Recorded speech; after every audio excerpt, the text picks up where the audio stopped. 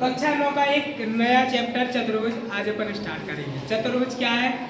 जिस आकृति में चार भुजाएं होती है वो क्या कहलाता है? चतुर्भुज। चतुर्भुज कई प्रकार के होते हैं, जैसे कि वर्ग, आयत, समचतुर्भुज, समांतर चतुर्भुज और समलंब, और कई प्रकार के चतुर्भुज होते हैं।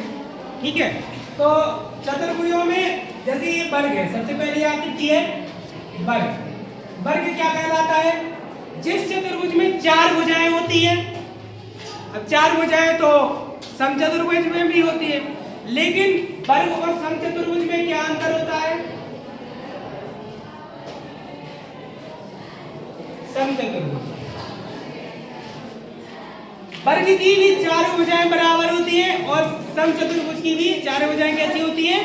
बराबर होती है। लेकिन समचतुर्भुज में आमने सामने के कोण बराबर होते हैं, जबकि आयत के चारों कोण A B C D, angle A बराबर एंगल बी बराबर एंगल सी बराबर एंगल डी बराबर 90 डिग्री। इनकी चारों भुजाएं बराबर होने के साथ साथ इनके चारों कोण कैसे होते हैं? बराबर होते हैं। इसमें चारों भुजाएं समचतुर्भुज में भी बराबर है, लेकिन इनमें जो आमने सामने के कोण है वो कैसे होते हैं? बराबर होते हैं। जैसे एंगल P बराबर एंगल R और एंगल Q बराबर एंगल S, और चारों भुजाएं कैसी होती हैं?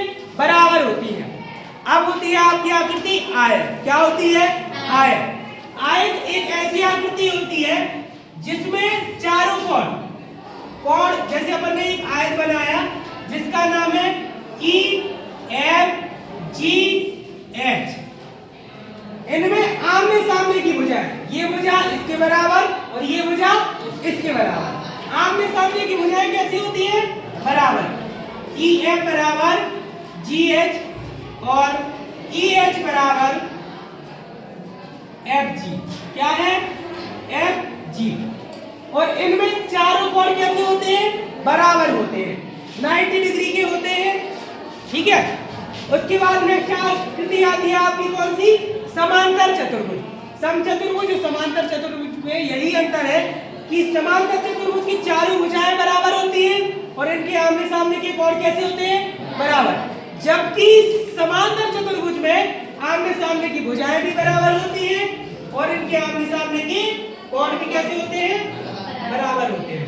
देखो ये एक आकृति है जिसमें इस आकृति को नाम कुछ भी दे दो, जैसे हमने दे दिया है कि L M N, यही क्या है? समांतर चतुर्भुज है। क्या है? समांतर चतुर्भुज। इसमें चारों कोण कैसे? 90 डिग्री के नहीं होंगे। कैसे होंगे? एंगल K बराबर एंगल M और कोण N बराबर कोण N, और आमने सामने की भुजाएं कैसी होंगी? बराबर होगी। इसके बाद आती है एक और आकृति जिसको हम कहते हैं समलंब। क्या कहते हैं? तो समलंब एक ऐसी आकृति होती है जिसमें केवल एक शर्त होती है, हमारी जो दो भुजाएं हैं वो कैसी होंगी? आपस में समांतर होंगी। कैसी होंगी? समांतर। बाकी ये भुजाएं कैसी भी हो सकती हैं, इसकी केवल एक शर्त होती है कि ये दोनों भुजाएं कैसी होंगी? समांतर होंगी। इसको हम क्या कहते हैं? समलंब कहते हैं। क्या कहते हैं? समलंब। और इनकी जो भुजाएं होंगी, जैसे ये समलंब का नाम लिख लिया हमने I J K L, तो इसमें हमारी जो भुजा I की है वो समांतर होगी L के, बराबर नहीं होगी। कैसी होगी? समांतर।